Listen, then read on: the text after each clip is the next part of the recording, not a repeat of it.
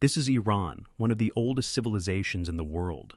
For nearly the past 500 years, Iran has existed on the world map with almost the same borders, and it is hard to find any superpower in history that has not clashed with Iran. Whether it was the Romans, Arabs, Mongols, Turks, Russians, or the British, every superpower has tried to conquer Iran.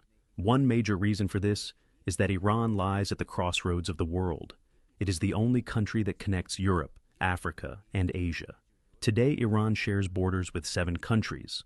On the eastern side, with Pakistan, Afghanistan, and Turkmenistan, and on the western side, with Iraq, Turkey, Armenia, and Azerbaijan. In addition, Iran has access to 3 seas. To the north is the Caspian Sea, and to the south are the Persian Gulf and the Gulf of Oman. On Iran's southern side lies one of the most important and dangerous points in the world, called the Strait of Hormuz. Around 20% of the world's oil and gas supply passes through this point. Near the Strait of Hormuz, there are also 7 islands that have been under Iran's control since 1970, although before that, they were controlled by the UAE. Similarly, in the Caspian Sea, the Ashuradeh island is also under Iran's control. For the past 40 years, Iran has been a major headache for the Western world. But the question is, why, despite having a powerful military and economy, has no Western country been able to attack and occupy Iran? All countries know that a direct attack on Iran could backfire badly. Among many reasons, Iran's geography plays a huge role in making it unconquerable. In this video, we will see how Iran's history, geography, and proxy wars have made it so powerful. First, let's understand Iran's geography. On its southern and western sides lies the Zagros mountain range. Stretching from Iran's coastline to Iraq and up to Turkey, this mountain range provides Iran with strong natural protection. This entire area is very rocky and extremely difficult to cross. These mountains proved their importance in 1980, when Iraq attacked Iran. Iraq's plan was to capture Khuzestan and then move further to take over Iranian cities and crush the Iranian Revolution.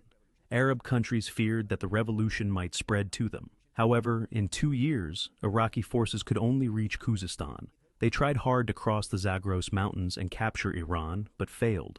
Eventually, Iranian forces pushed them back into Iraq.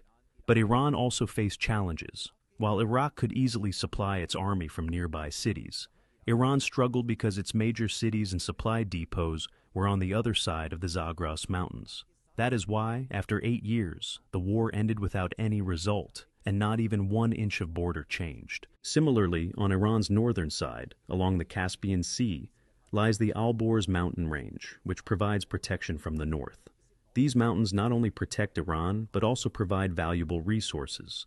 Both mountain ranges are rich in uranium, silver, gold, and zinc. Iran has some of the world's largest zinc reserves.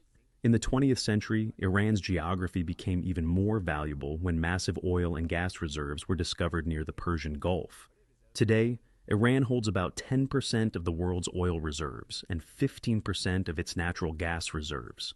Another factor that protects Iran is its 2,500-kilometer-long coastline, divided between 2 seas. Bandar Abbas, Iran's largest seaport, is just 70 kilometers from the Strait of Hormuz, one of the world's biggest choke points. This choke point is Iran's biggest geopolitical leverage.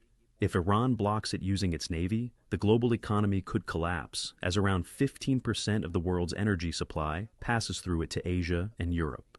Now, even if someone manages to cross the coastline and mountain ranges, they would face another major barrier, the Dasht-e Lut and Kavir deserts.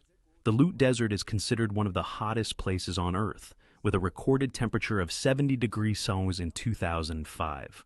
Crossing such terrain is extremely difficult. But today, another major factor that makes Iran powerful is its geopolitical strategy. If we look at Iran's demographics, its population is around 90 million, with about 95% being Shia Muslims. Around 62% are Persian, 16% Azeri, 10% Kurd, and the remaining 12% include Baloch, Lur, Arab, and Turk groups.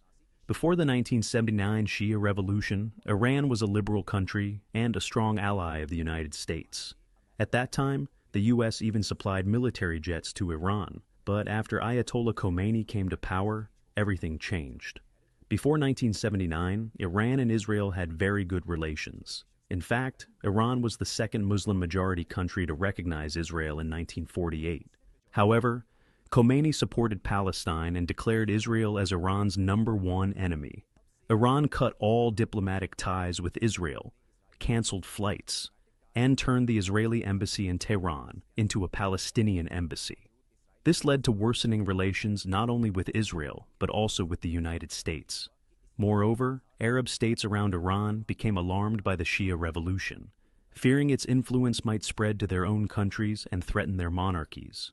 In 1980, many of these Arab states supported Saddam Hussein in attacking Iran. This made Iran realize that to survive, it needed to extend its influence beyond its borders. Since Israel is separated from Iran by Arab countries, Iran needed a way to threaten it indirectly.